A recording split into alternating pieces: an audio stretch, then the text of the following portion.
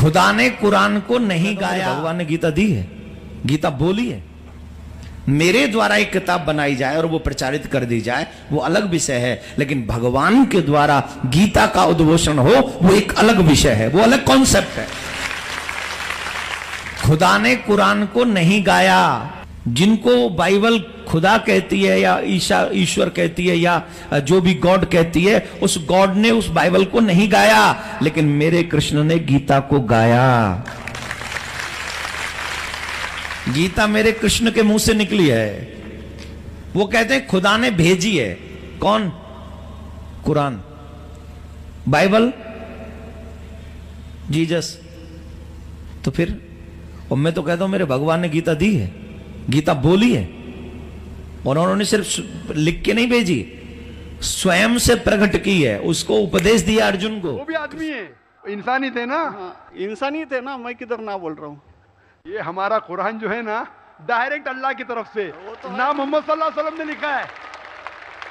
हम लोग ने ये कुरान जो है डायरेक्ट अल्लाह की नाज़िल यूं बहू। इसलिए जितने भी दिगर मज़ाहिब की किताब है, जैसे वक्त जाने लगे बदलते गए। आप बिल्कुल सही कहते हैं, 300 किस्म की किताब है, बाइबल सैकड़ों किस्म। हमारे IRF में 200 किस्म की बाइबल है। आप किस में मानेंगे? कुरान आप लो, कोई भी कुरान लो, इंडिया में, अमेरिका में, यूके में, हिंदुस्तान में, पूना में, हूबहू वही है। एक लफ्ज की बात दूर रही, आ की मात्रा, ई की मात्रा, जबर, जेर, पेश, वो भी फर्क नहीं है। फत्ता दम्मा कसरा में भी फर्क नहीं है। ओरिजिनल कुरान में तो फत्ता दम्मा कसरा था नहीं, लेकिन आज जब हम पढ़ते हैं माशाअल्लाह। तो मैं ये कहना चाहता हूं, जितनी भी किताबें पहले आई, आज भी आप बिल्कुल सही कहते हैं, भगवत गीता वेद का निचोड़ है। लेकिन जब निचोड़ होता है वो असली फल से कॉन्ट्रडिक्ट करे तो फल और अहम है। मैं बिल्कुल मानता हूं, स्वामी प्रभुपदा मानते हैं कि भगवत गीता क्या है? वेद का निचोड़ है। और वो कहते हैं, मैं भी पढ़ चुका हूं, आपकी Bhagavad Gita as it is पढ़ चुका हूं, उसमें ही लिखा, उसका ही ट्रांसलेशन था। भगवत गीता अध्याय नंबर 7 श्लोका नंबर 20 में, जो कोई दुनियादारी के पीछे भागता है वो गलत खुदाओं के पीछे भागता है। आपकी भगवत गीता में लिखा एज इट इज में, और उसका अगर प्रीफेस पढ़ेंगे उसमें लिखा है कि ये जो वेद है वो गाय है, भोज से गाय है, और कृष्ण क्या है? दूध निकालने वाला इंसान। और दूध क्या है? भगवत गीता है। सही कह रहा हूं कि नहीं? प्रीफेस में लिखे है। कौन कहता है? आपके स्वामी प्रभुपदा। मुझे उसका ट्रांसलेशन पसंद है। अक्सर हमारे वहां भी माशाअल्लाह 50 से ज्यादा भगवत गीता है। मैं लेकिन स्वामी प्रभुपदा की गीता को पसंद करता हूं, अच्छी गीता है, इसीलिए मैं प्रीफेस कह रहा हूं।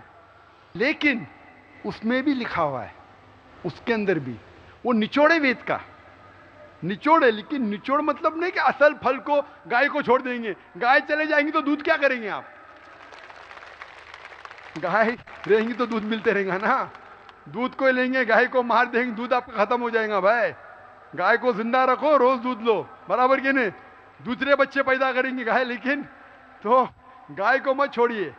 इससे हमें पता लगता है, उसमें लिखा हुआ है, आपके वेद में लिखा हुआ है कि और एक पैगंबर आने वाला है। आपकी भगवत गीता में लिखा है चैप्टर नंबर 4 में वर्ष नंबर 7 से 8 में, यदा धर्मस्य, यानी युग युग में जब भी परेशानी आएंगी इस धरती पे तो मैं एक रूप हासिल करूंगा, अवतार। अवतार की सही मानी आपको मिलेगा वेद से। उसमें पता चलता है जिसे हम कहते हैं पैगंबर, आखिरी पैगंबर, आखिरी अवतार कौन है? कल के अवतार। अगर आप भगवत गीता में मानते, अगर आप वेद में मानते, आपको आखिरी अवतार कल के अवतार में मानना ही पड़ेगा। फिर ही आप कह सकते मैं असल भक्त हूं भगवत गीता का। वो तो है ही, आपने जो बताया कल के अवतार तो आने वाला तो ही है। मानते कल के अवतार में आने वाला है, आ चुका है। और उसमें लिखा था कल के अवतार की मां के नाम क्या है? सुमति। सुमति की मानी अमन, अरबी में कहते हैं आमिना। मोहम्मद सल्लल्लाहु अलैहि वसल्लम के वालदा का नाम था आमिना। उसमें लिखा है कल के अवतार, चैप्टर नंबर, अभी हवाला भी दे रहा हूं मैं, टाइम मिल रहा है ना। कल के अवतार चैप्टर नंबर 2 वर्ष नंबर 5 श्लोक नंबर 5, 7, 9, 11, 15। इसमें लिखा है कि उसके वालिद का नाम है विष्णु यास। विष्णु यास मतलब खुदा का बंदा, अरबी में तर्जुमा करेंगे अब्दुल्ला। मोहम्मद सल्लल्लाहु अलैहि वसल्लम के वालिद का नाम था अब्दुल्ला।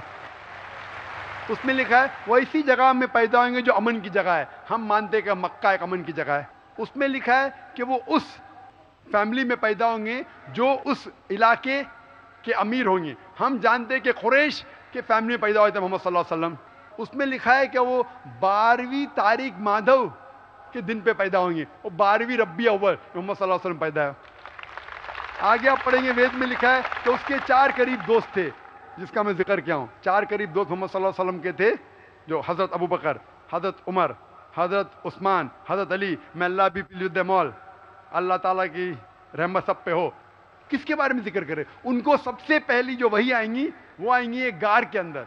हम जानते हैं मोहम्मद सल्लल्लाहु अलैहि वसल्लम सबसे पहली वही आए गारे हिरा में। फिर वो करेंगे हिजरत, नॉर्थ की तरफ फिर से वापस आएंगे।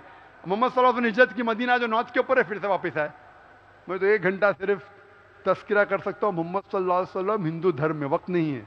मैं ये पूछना चाहता हूँ, आप मानते क्या इस कल के अवतार में? आप मानते मोहम्मद सल्लल्लाहु अलैहि वसल्लम आखिरी पैगंबर है? मैं तो कुरान 3 बार पढ़ा हूँ साहब, मैं तो मानता हूँ कुरान को, वो बात नहीं है। मानना सिर्फ जरूरी नहीं, अमल करना जरूरी है। मैं कहूंगा मैं खुदा को मानता हूँ, खुदा की बात पे अमल ना करता हूँ तो बेकार है। मैं कहता हूँ मैं मेरे वालिद से बहुत मोहब्बत करता हूँ, वालिद की बेइज्जती करता हूँ, वालिद की बात नहीं मानता हूँ, वालिद से बदतमीजी करता हूँ, तो क्या फायदा? आप समझ रहे ना?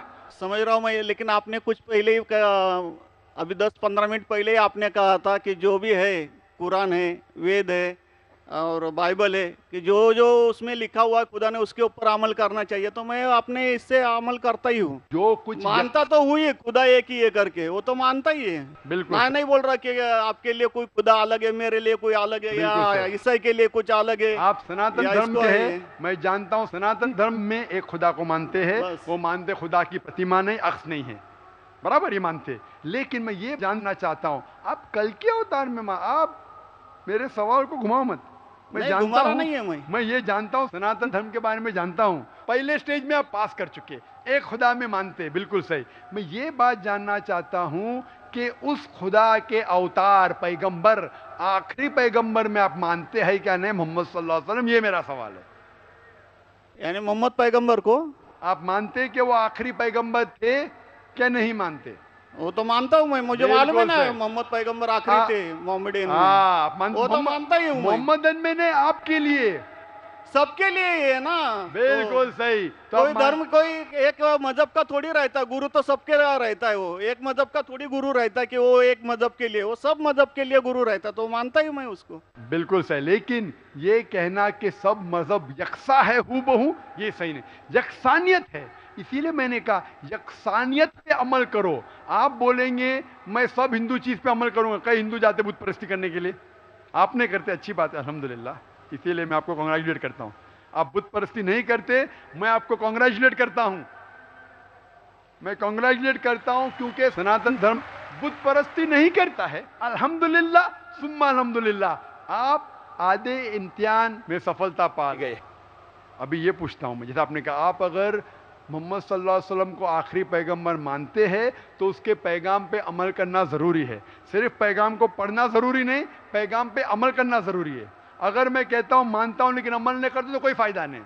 तो ये होता है कि अपने मन से खुदा की बात, जो आखिरी पैगाम है कुरान शरीफ, और आखिरी पैगंबर मोहम्मद सल्लल्लाहु अलैहि वसल्लम में मानना ज़रूरी है। फिर ही आप सही तरीके से मज़हब को पहचान सकेंगे। Hope the answer the question. नहीं, थैंक यू।